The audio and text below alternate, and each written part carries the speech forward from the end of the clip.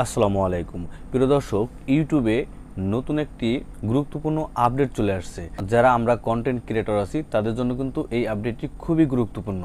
এখানে যে আপডেটটা আসছে চলুন সেটা দেখে আসি। আপডেটটা আসছে হলো, আমরা যারা ভিডিও আপলোড করি, ইউটিউবে যারা ভিডিও আপলোড করি, ভিডিও আপলোড করার পরে নিচের দিকে একটা অপশন অ্যাড হয়েছে, আলট্রাট কন্টেন্ট। ঠিক আছে, এখানে ইয়েস আছে এবং নো আছে।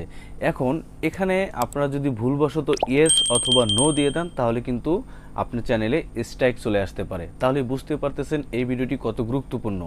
এটা যদি আপনারা না জেনে ইয়েস এবং নো দিয়ে দেন তাহলে অবশ্যই আপনার চ্যানেলে, আপনার ভিডিওতে স্ট্রাইক চলে আসবে।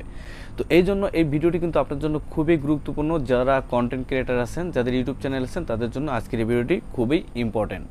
আজকে আমি এই ভিডিওতে আপনাদের দেখাবো যে আপনারা ভিডিও আপলোড করতে ইয়েস দিবেন নাকি নো দিবেন। জানতে হলে সম্পূর্ণ ভিডিওটি আপনাদের মনোযোগ সহকারে দেখতে হবে। এই আপডেটটা দেখার জন্য ইউটিউবে চলে যাবেন। ইউটিউবে গিয়ে যারা ভিডিও আপলোড করেন সেখানে চলে যাবেন। আমি ডেস্কটপ দিয়ে দেখাচ্ছি, আপনারা মোবাইল দিয়ে দেখতে পারেন। উপরের দিকে একটা প্লাস আইকন দেখতে পাবেন, এখানে ক্লিক করে আমরা আপলোড ভিডিও এখানে ক্লিক করে দিই। আমরা একটা ফাইল এখানে সিলেক্ট করব।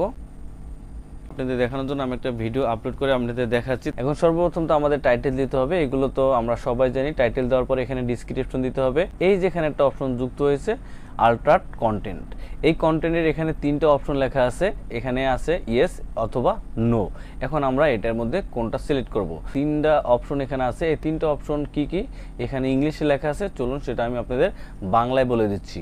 তো উপরেরটা প্রথম যেটা আছে এটা হলো, এমন কোনো অ্যাক্টরকে দিয়ে এমন কিছু বলিয়েছেন বা এমন কিছু অভিনয় করিয়েছেন যেগুলো বাস্তব লাইফে সে বলেনি। ইভেন এখানে যে ভয়েসটা, সেই ভয়েসটা কিন্তু এআইয়ের মাধ্যমে করেছেন, বাস্তবে বা রিয়েল লাইফে এগুলো করেনি। এই ধরনের কন্টেন্ট হলে অবশ্যই আপনারা ইয়েস দিবেন। দেখুন কতটা বিপজ্জনক। এখানে যদি আপনি কোনো অ্যাক্টরকে দিয়ে কোনো কিছু বলান বা কোনো ভিডিও করান, সে কিন্তু বিভ্রান্তিতে পড়ে যাবে, সে কিন্তু বিপদে পড়ে যাবে। তাহলে বুঝতে পারেন এটা কত বড় বিপজ্জনক। দ্বিতীয় নম্বর যেটা আছে সেটা হলো, এখানে কোনো একটা মুভির ক্লিপ আপনি নিয়ে, মুভির ক্লিপে যেই অ্যাক্টর অভিনয় করছে সেখানে আপনি নিজের ফেস বা অন্য কারো ফেস লাগিয়ে অভিনয় করাচ্ছেন। ঠিক আছে, এই ধরনের যদি কন্টেন্ট হয় সেক্ষেত্রে আপনি অবশ্যই ইয়েস দিয়ে দিবেন। তৃতীয় নম্বর অপশন, এমন একটা প্লেস তৈরি করে ফেলেছেন, এমন একটা ক্যারেক্টার তৈরি করে ফেলেছেন যা বাস্তব লাইফে কখনো ঘটেনি। এই ধরনের যদি কোনো ক্লিপ হয়ে থাকে, কোনো ভিডিও হয়ে থাকে, তাহলে অবশ্যই আপনারা ইয়েস সিলেক্ট করবেন।